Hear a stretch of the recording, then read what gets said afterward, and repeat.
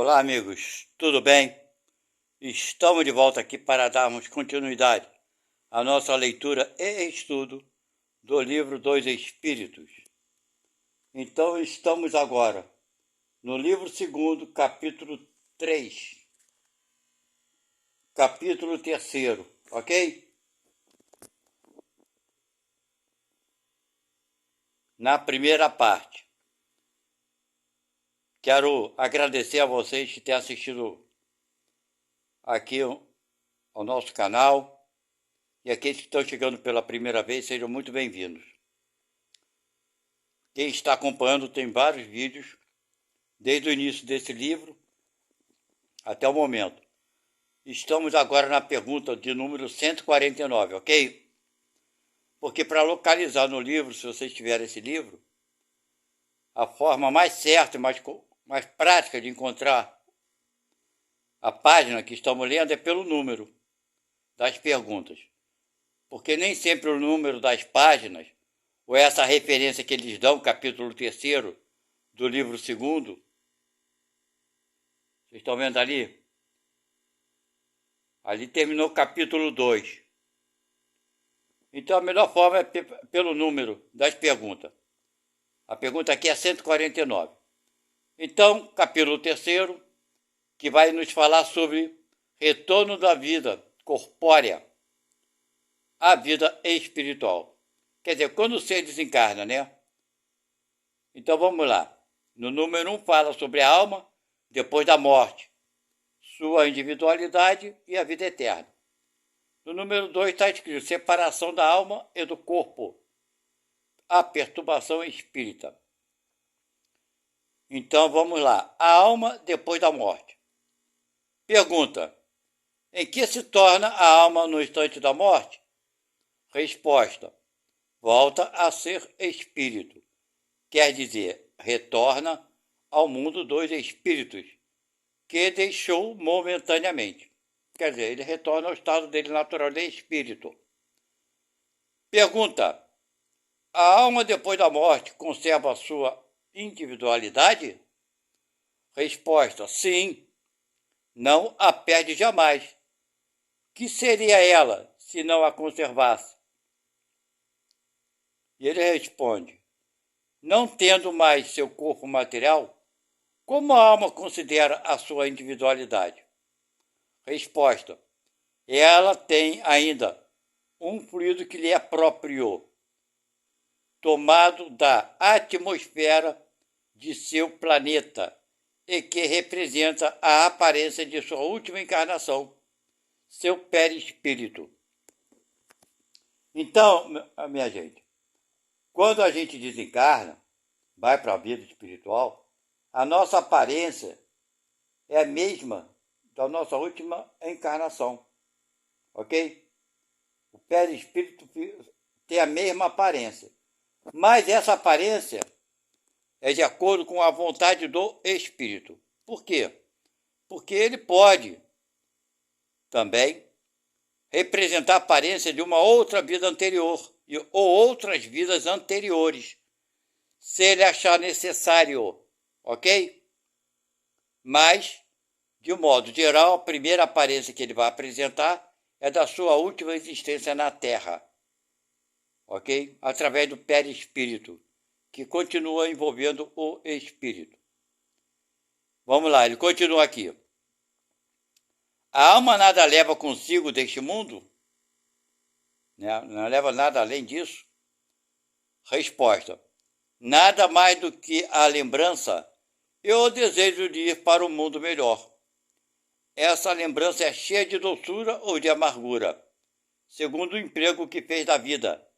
Quanto mais pura, mais compreende a futilidade do que deixa sobre a terra.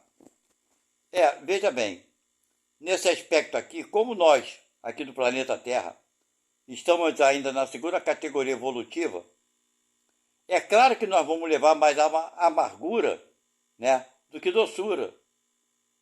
Vamos levar mais sofrimento, porque estamos aprendendo. Eu nem digo sofrimento, mas não vamos nos beatificar tanto. Concordamos com isso? Então, todos nós, quando desencarnarmos, querendo ou não, vamos levar, sim, algumas amarguras, porque ainda faz parte da nossa condição evolutiva. Vamos lá. Pergunta 151. Que pensar da opinião que após a morte a alma retoma ao todo universal? Ou seja, ela deixa de ter consciência, né? Retorna a tipo um todo universal, uma energia, uma inteligência, seja lá o que for. Resposta. Nada mais do que lembrança e o desejo de ir para um mundo melhor.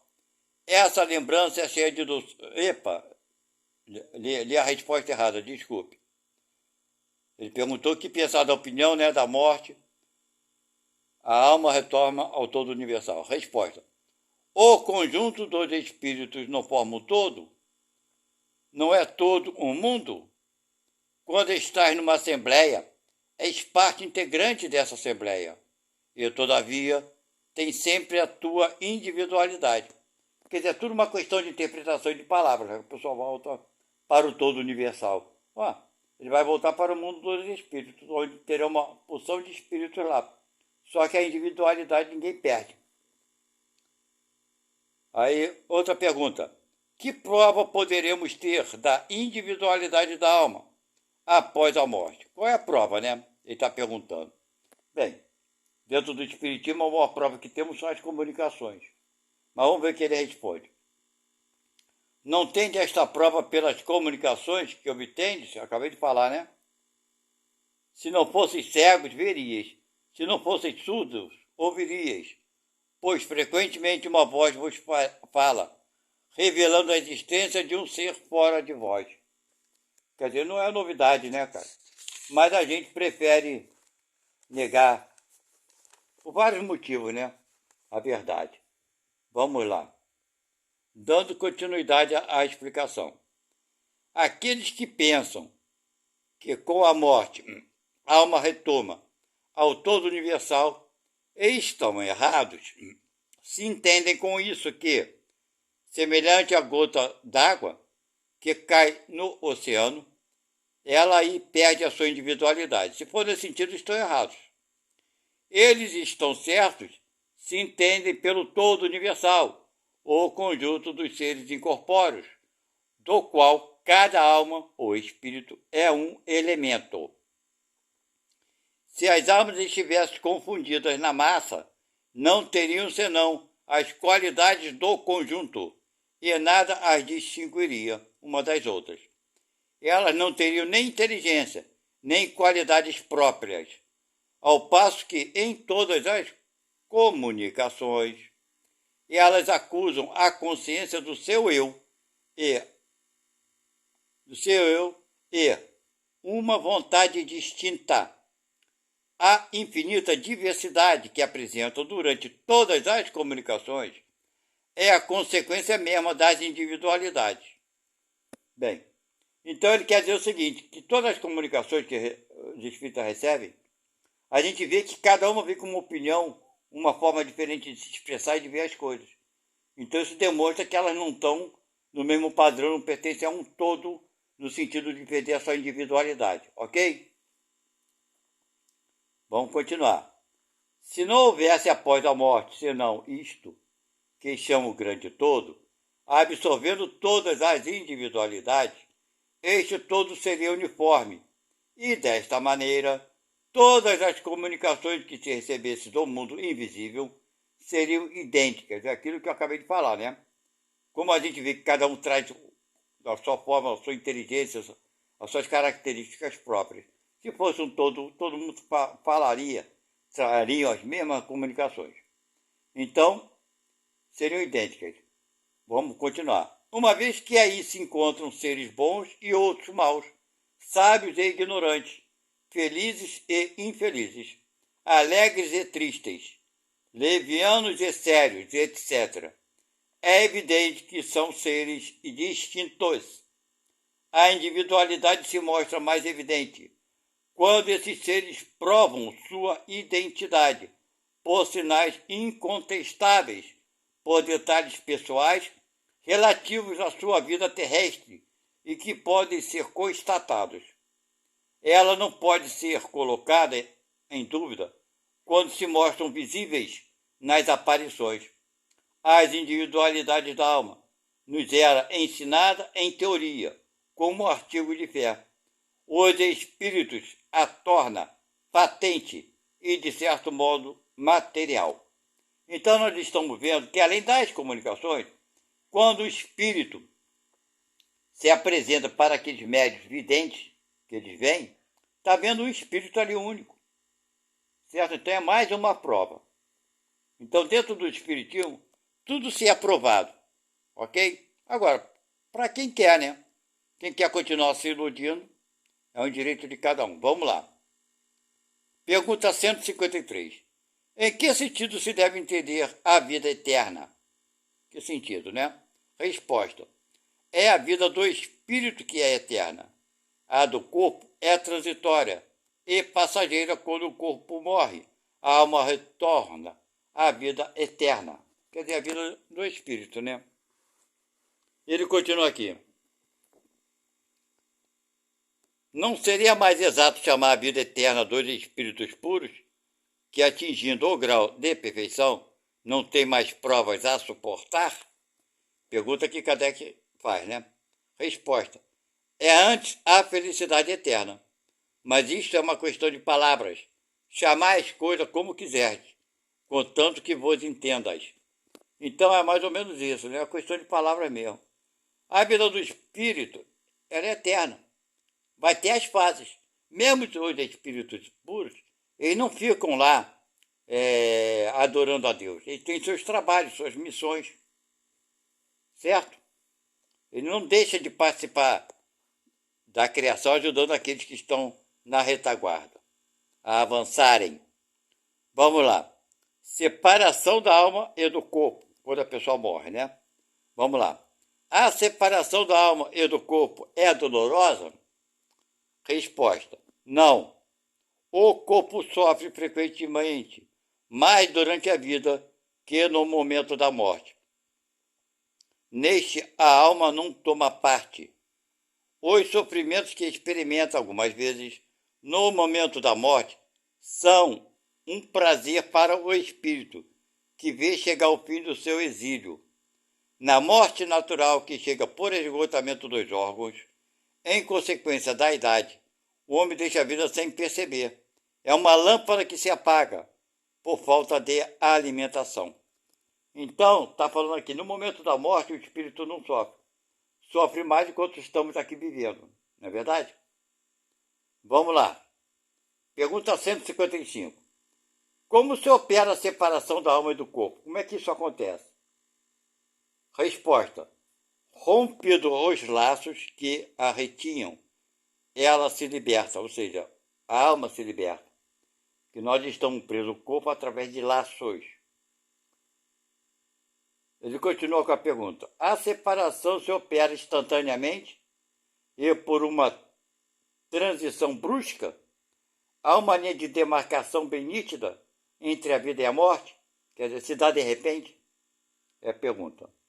Resposta. Não. A alma se liberta gradualmente e não escapa como o pássaro cativo, que ganha subitamente a liberdade.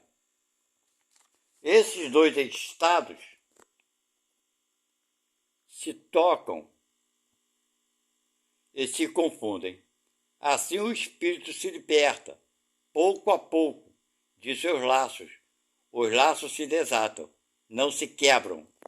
Então os laços se desatam e vão sendo soltos aos poucos. Quem faz esse trabalho? São os espíritos trabalhadores do bem que trabalham nesse serviço. Ok? E vão fazendo esse desligamento aos poucos, de acordo com as possibilidades. Mas cada ser humano, cada um de nós, tem o seu desencarne de acordo com a vida que vivemos aqui na Terra. Uns são mais demorados, agora eu estou dando meu palpite, não está nada escrito. Uns são mais demorados, outros são mais rápidos. Mas não se faz nenhum desencarne, né, abruptamente, de repente, não. Seja como for, uns demoram mais e outros menos. Vai depender das nossas atitudes. Vai depender daquilo que nos prende à Terra. Aquilo que damos muito valor à parte material Quanto mais a gente for voltado para a materialidade, mais tempo vamos levar para sermos desligados, ok? Mas não é por castigo, é porque nós intuitivamente queremos nos manter ligados ao corpo. Isso dá um trabalho tremendo para a espiritualidade, ok? Mas vamos agora, tirando meu palpite, que o espírito continua na sua explicação. Vamos lá. Durante a vida, o espírito se liga ao corpo por seu envoltório semimaterial, que se chama perispírito. A morte é apenas a destruição do corpo, e não desse segundo envoltório, que se separa do corpo, quando cessa neste a vida orgânica. Certo? Então o perispírito não se desfaz. A observação prova que no instante da morte ou desligamento do espírito não se completa subitamente. Ele não opera senão gradualmente e com uma lentidão que varia muito segundo os indivíduos. Para alguns, ele é muito rápido e pode-se dizer que o momento da morte é aquele do desligamento, algumas horas após. Veja bem, está vendo como é rápido? Algumas horas depois, então não é abruptamente.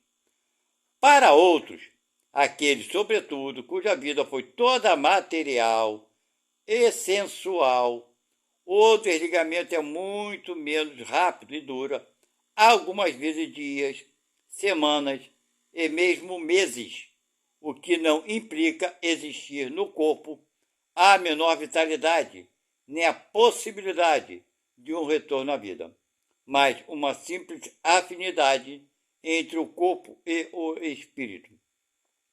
A afinidade que está sempre em razão da preponderância que, durante a vida, o espírito deu à matéria. Com efeito, é racional conceber que, quanto mais o espírito se identifica com a matéria, mais ele sofre ao se separar dela. Ao passo que a atividade intelectual e moral, a elevação dos pensamentos, operam um começo de libertação, mesmo durante a vida do corpo, e quando chega a morte, ela é quase instantânea. Tal é o resultado dos estudos feitos sobre todos os indivíduos observados no momento da morte. Essas observações provam ainda que a afinidade persistente entre a alma e o corpo em certos indivíduos é algumas vezes muito penosa, porque o espírito pode experimentar o horror da decomposição. Este caso é excepcional e particular a certos gêneros de vida e a certos gêneros de morte. Ele se apresenta entre os suicidas. Então, de acordo com a vida que temos, conforme eu havia comentado antes, agora vamos dar nosso palpite aqui, de acordo com a vida que vivemos e que tivemos, vai demorar mais ou menos, né, esse desligamento do corpo. E apresenta aqui, conforme eu falo no final, entre alguns, não todos suicidas, em alguns suicidas, né? Então, da forma que o espírito fica muito voltado para a parte material, ele fica muito preso ao corpo e acaba, em certos casos, acompanhando mesmo a decomposição do corpo. Ok? Isso é um sofrimento para o espírito. Mas não deixa de ser um aprendizado, né? Quem sabe nós iremos passar por isso ou já passamos, não é verdade? Vamos lá. A pergunta 156. A separação definitiva da alma e do corpo pode ocorrer antes da cessação completa da vida orgânica? É uma boa pergunta, né? O espírito pode sair, né, ser desligado antes que a vida orgânica se acabe? Boa pergunta. Resposta. Algumas vezes, na agonia, a alma já deixou o corpo e não há mais que a vida orgânica. O homem não tem mais consciência de si mesmo e, entretanto, lhe resta ainda um sopro de vida. O corpo é uma máquina que o coração movimenta. Existe enquanto o coração faz circular o sangue nas veias e, para isso, não necessita de alma. Então, sim, há casos que o espírito saiu muito antes, né, de acabar com a vida orgânica, certo? Esses casos acontecem muito, eu não sei se ele vai falar aqui, mas eu estudei em outros livros, em casos de acidentes Às vezes a pessoa sofre um acidente trágico, né? E o corpo está lá agonizando, o espírito já está bem longe. Já meteu o pé, como é que fala o outro, né? Já foi embora. Mas enquanto existe energia vital, o corpo fica lá, né? Parecendo que tem vida, lógico, orgânica somente, mas essa vida não vai perdurar por muito tempo, né? Chega no hospital e coisa e tal, por mais que se ligue equipamentos, o corpo desfalece. Bem o óbito, né? Agora vamos lá. Pergunta 157. No momento da morte, a alma tem, algumas vezes, uma inspiração ou êxtase que lhe faça entrever o mundo em que vai entrar, né? Será que naquele momento da morte ela entrevê isso? Vamos ver a resposta. Frequentemente, a alma sente se desatar os laços que a ligam ao corpo. Ela faz então todos os esforços para os romper inteiramente, já em parte desligada da matéria. Vê o futuro se desenrolar diante dela e alegra-se por antecipação da situação de espírito. Quer dizer, é o que ele fala aqui, frequentemente, né? A alma já começa a sentir que está sendo desligada. E se apressa até em desligar esses laços. Mas isso, gente, é por causa daqueles encarnados que já tem essa noção. Porque se a pessoa for muito materialista, ela vai querer fazer o contrário. Querer se agarrar ao máximo ao corpo. Por isso, algumas acompanham até dentro do caixão, né? E assistem a decomposição do corpo. Então, não são todas que vê esses laços serem desfeitos e apressarem. Não são todas, não.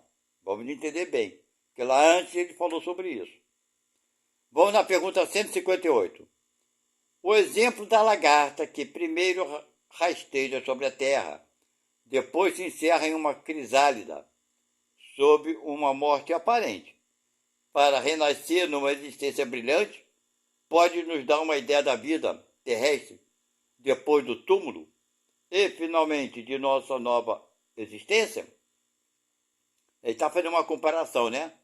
Será que é o exemplo da borboleta? Por exemplo, a gente nasce, vem para o corpo, né? Que está fora do nosso estado natural de espírito. E depois, quando sai do corpo, representa que a borboleta saindo do casulo. Né? A borboleta se tornando livre. Então, seria nós quando morrêssemos, né? Indo para a parte espiritual. Isso representa, essa ideia representa esse desencarne. Aí ele responde: uma ideia restrita, a imagem é boa, mas é necessário não tomá-la ao pé da letra como sempre o fazem. Não é verdade? Porque geralmente as pessoas pegam ao pé da letra, aí é pouco. Vamos lá, pergunta 159. Que sensação experimenta a alma no momento em que se reconhece no mundo dos espíritos? Qual é a sensação, né? Que experimenta. Aí vai explicar aqui. Isso tudo tem relação com a vida que levamos aqui. Vamos lá. Depende. Se fizeste o mal, com o desejo de fazê-lo, no primeiro momento envergonhar-te-ás de tê-lo feito. Para o justo é bem diferente. Ele se sente como aliviado de um grande peso, pois não teme nenhum olhar perseguidor. Quer dizer, aquilo que eu falei, né? Depende da vida que tivemos. Mas acredito eu que a maioria não vai sair daqui tão feliz, não, porque estamos aprendendo e sujeito a errar mais do que acertar. Faz parte da natureza. É como ele falou aqui, se fez o mal com o desejo de fazer, né?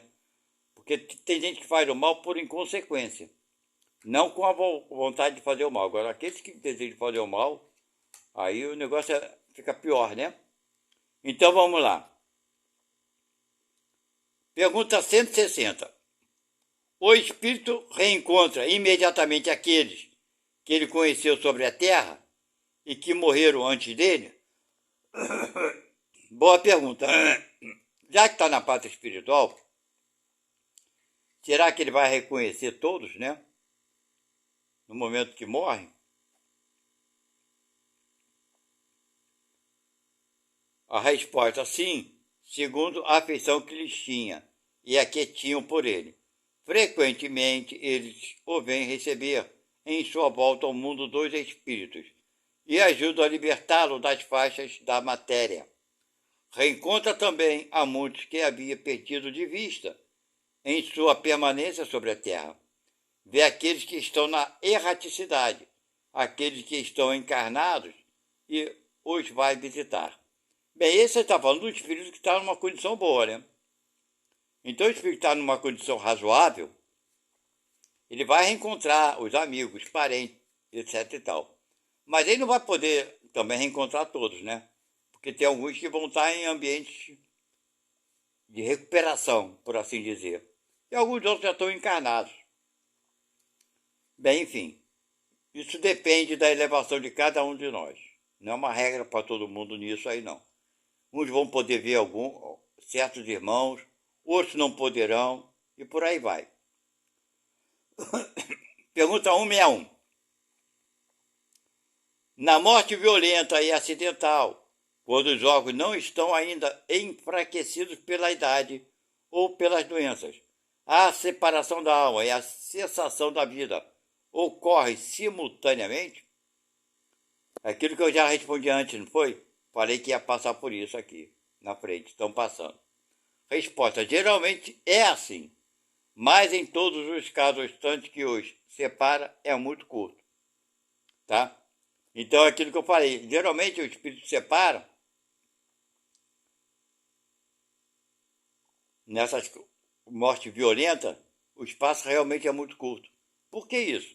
Para o espírito não sofrer a dor, né, do acidente, etc e tal. Tá? Não há necessidade de ficar sentindo aquela dor, que o corpo está todo dilacerado num acidente grave, né?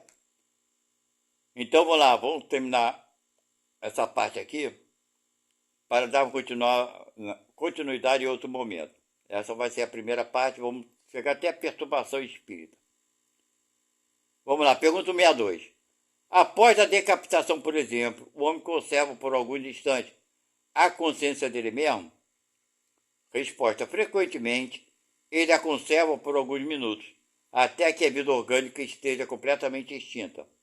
Mas muitas vezes também a expectativa da morte lhe faz perder esta consciência antes do suplício.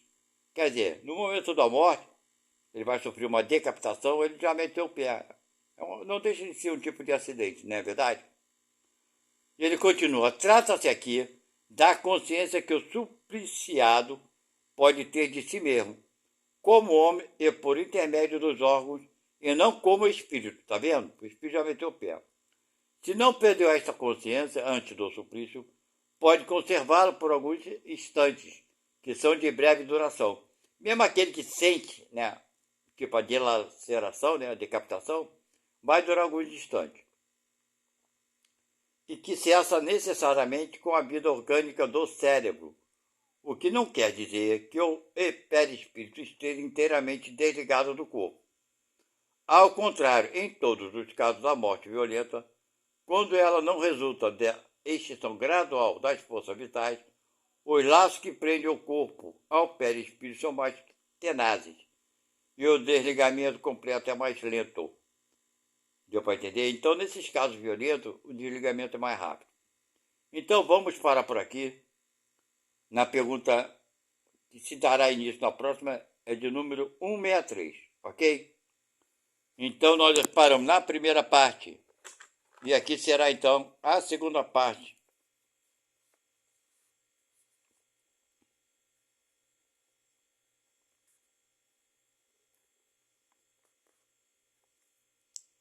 Será a segunda parte.